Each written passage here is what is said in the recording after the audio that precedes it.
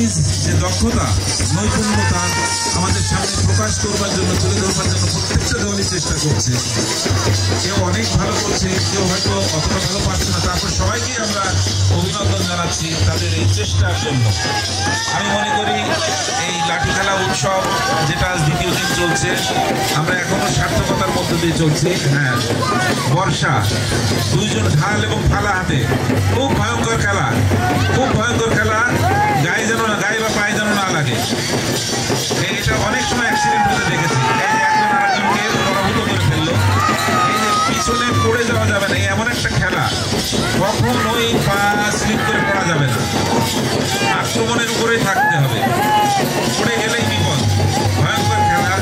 খেলাটি মাঠের মাঝখানে হতে হবে, মাঠের মাঝখানে দাঁড়িয়ে, যতটা পারবেন দাঁড়িয়ে খেলা দেখাবেন, দাঁড়িয়ে খেলা দেখাবেন। এরকম ফালার উপর ফালা, ফালা দিয়ে আঘাত করছে। গ্রামে কিন্তু এই আর একটা নৃত্য, এই নৃত্যর মধ্য দিয়ে সমস্ত দর্শকদেরকে অভিনন্দন জানাচ্ছে। মনিটরে খেলা চমৎকারভাবে দেখাচ্ছে। মাঠে অনেকের দেখতে অসুবিধা হচ্ছে, জায়গায় সংকুলান হচ্ছে না, আমরা এলইডি মনিটরে উপভোগ করছি খুব সুন্দরভাবে। ধন্যবাদ জানাচ্ছি যারা ড্রোন ক্যামেরা দিয়ে এবং এলইডি মনিটর দিয়ে আমাদেরকে সহযোগিতা করছেন।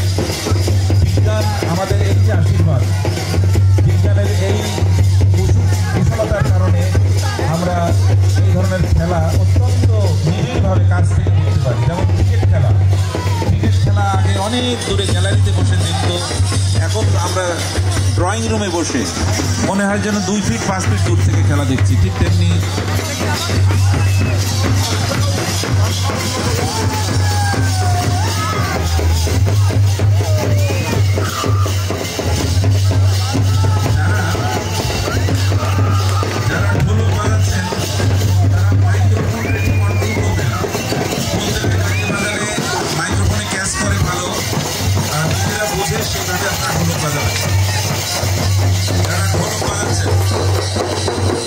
মাঠে যারা দায়িত্বে আছেন তাদের